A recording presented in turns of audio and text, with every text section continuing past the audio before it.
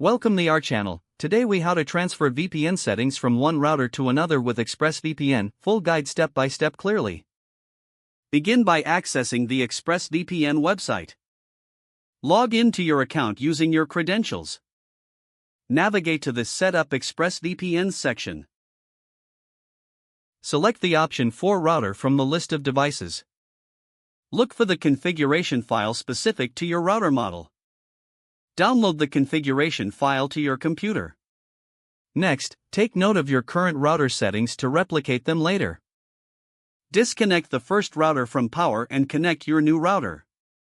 Power on the new router and access its admin interface via a web browser. Log into the new router with the default username and password.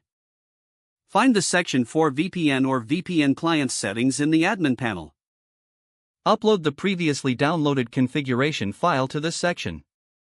Fill in any required fields, including the username and password provided by ExpressVPN.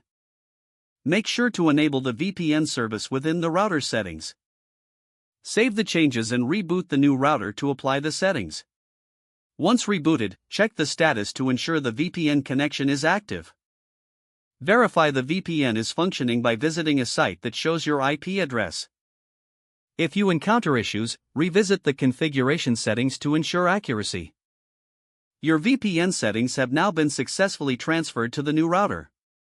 If the page does not load, refresh the browser or try again in a private or incognito window.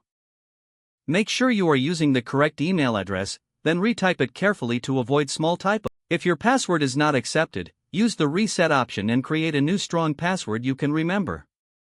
Check your spam folder for verification or security emails, then complete any requested confirmation steps.